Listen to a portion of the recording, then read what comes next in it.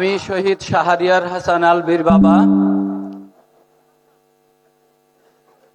আমার ছেলে আগস্টের ৪ তারিখ মিরপুর ১০-এ পুলিশের গুলিতে শহীদ হয়। আলভীর একজন ১৫ বছরের তরুণ যুবক ছিল। আজকে ২টি বছর অতিবাহিত হয়ে গেছে। আমরা ভেবেছিলাম যখন ইন্টারিম সরকার আসছে যে আমরা হয়তো এই হত্যাকাণ্ডের বিচার পাব। আলভী সহ আমার যে ১৪০০র মতো সন্তান বা ভাইরা দেশের জন্য জীবন দিয়েছে, আর এজন্যই আজকে আমরা এখানে একত্রিত হতে পেরেছি। রূপায়ণ lake castle, welcome to the land of piece. কিন্তু দুঃখের বিষয়, ইন্টারিম আমাদের সাথে বিচারের নামে প্রতারণা করেছে।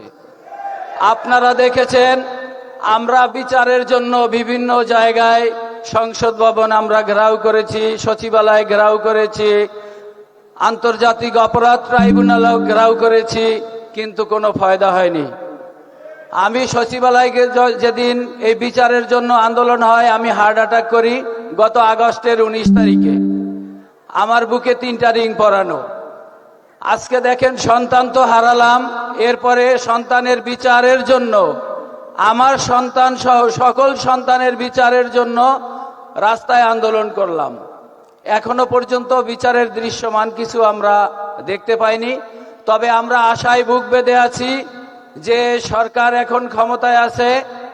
এই সরকারের কাছে আমাদের সবচেয়ে বড় প্রত্যাশা ছিল তখন থেকেই যে জনাব তারেক রহমান দেশে আসবে, ক্ষমতার মসনদে বসবে, আমরা আমাদের এই শহীদদের প্রকৃত যারা হত্যাকারী তাদের বিচার পাব। আমি আজকে জনাব তারেক রহমান, তার কাছে আমার একটাই চাওয়া, এখনো আপনার এই সরকারের সময় আমরা যেন প্রত্যেকটা হত্যাকাণ্ডের বিচার দৃশ্যমান দেখতে পাই, এবং যারা এখনো এই হত্যাকাণ্ডের সাথে জড়িত, যারা এখনো ঘুরে বেড়াচ্ছে, তাদেরকে অবিলম্বে গ্রেফতার করা হোক। আসলে কষ্ট লাগে। একটি কথাই আছে, কি যাতনা বিষে বুঝিবে সে কিসে, কবু আসি বিষে দংশিনী যারে। আমাদের কষ্ট অন্য যারা আছে কেউ বুঝবে না। দেখেন, ইন্টারিমের সময় নাহিদ, সার্জিস, হাসনাত, তারা স্টুডেন্ট ছিল, তারা লেখাপড়া করত, তারা আজকে শহীদ পরিবারকে পুঁজি করে, তারা আমাদেরকে পুঁজি করে, তারা আজকে হাজারো কোটি টাকার মালিক হয়েছে। তারা নতুন রাজনৈতিক দল পেয়েছে। আমরা কি পেয়েছি?